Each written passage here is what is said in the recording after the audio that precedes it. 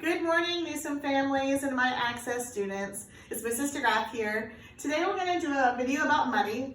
As we're learning our new normal and me adjusting to technology, I'm going to try to do a video once or twice a week about different things to work with your child at home with. Drew is recording. He's my son, so he's going to help me out with some of the strategies.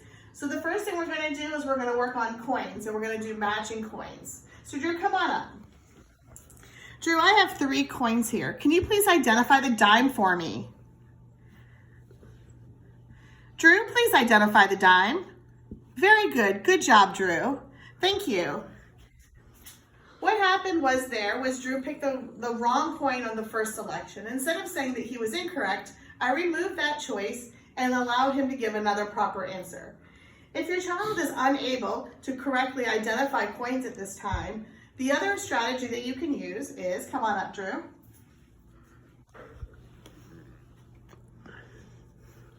Hey, Drew, this is a dime. Can you please identify the dime for me? Very good. These 2 are dimes. Very good job, Drew. Thank you. That is just allowing the student to show like to like or matching the coins to each item.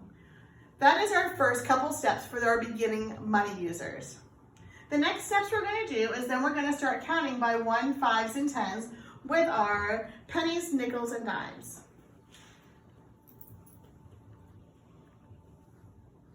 All right, here we're going to count by 5s. Come on, Drew. So the first time we're going to do it, we're going to get started with our student. And I'm going to say 5, 10, 15, 20. Very good. Often our students need you to get them started in order to show progress. You can do that same strategy using pennies and with dimes. Quarters is a little bit trickier, and the goal there is to work with them on understanding that it takes 4 quarters to get to $1. The next thing I want to show is a real fun way to work with your child. This is my basket of coins I have at my house. We just have a basket we throw our empty change in. One thing that you can do with your student at home is just to take a small handful out, bring it up, and come on over here, Drew. One thing that students can do, and we do often at school, is coin sorting. So we would do pennies, nickels, dimes, and quarters. And from here, they would just identify and match which items go where and put them in their correct corresponding piles. After they've done this, and then you can help and they can count with you. So we could count how many pennies are here. We could count the nickels and the dimes. We could also say, which one do you think there's the most of? Which coin is there the most of? And here, there are the most of pennies. Which one is there the least of? The least is quarters. All right, Drew, thank you. That would be a next level up of students being able to work independently. Many of my students can sort about 50 coins at one time. So as long as they're not one of those that like to put the coins in our mouth, please, this is a simple task like you do while you're cooking or cleaning up the house, or maybe you should have them help clean as well. The next strategy is using the same thing, but we're going to do a few smaller coins. And I'm just going to pull a few out. Okay, Drew, come on up, please. And now this is where you've just collected a small amount of coins and your student needs to add them.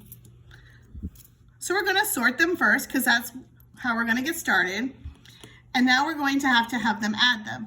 Many students like to use a sheet of paper to do this with. And they'll count their dimes first, 10, 20, then their nickels, 30, and then their pennies, 4 cents. Allow them to use pen and paper, and even some students like to use a calculator. That's okay as well. Thank you, Drew. For some of our other students who need some more challenging work, there's some great resources that you get delivered free to your home. Here's a great one. So here's my Winn-Dixie ad. One thing I would recommend for those students that are working on budgeting or using real-world numbers is to give them like 6 things. So here I'm going to do I want them to buy some ham and cheese, some pepperoni. Maybe we're also gonna have to go buy some creamer. So those are 3 things that we're gonna buy. Here, it's 2 for 7. So somebody here may need to divide. What is that gonna equal? Or here, it's $7.99 a pound.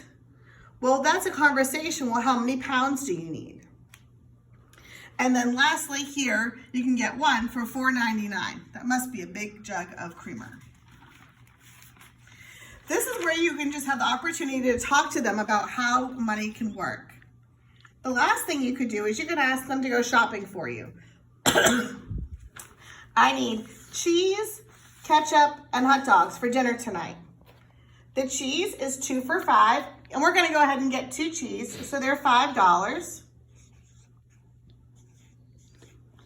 The ketchup is 2 for $6, so we're gonna get 2, just to keep it simple for now. And lastly, the hot dogs is also 2 for $6.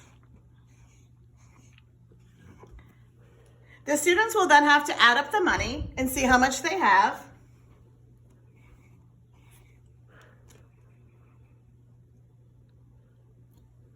$12 and 5 is 17. And then lastly, the next question that Mrs. DeGraff will ask, and I'll say, you have $20 to go to the store. Currently, your items are gonna cost $17. Do you think you're gonna have enough money? And if they don't, then we'll have to figure that out. So ask them, sometimes give them a random amount and say, oh, you have $15. If this is 17, do you have enough money? No. How much more money do you need? These are just some beginning strategies to work at money at home and resources that you can do. I'll be reaching out to each of you and trying to help you specifically for your student, but don't hesitate to reach out to me via email. I'm always here to help. Hope to see you guys soon. Good luck and happy counting.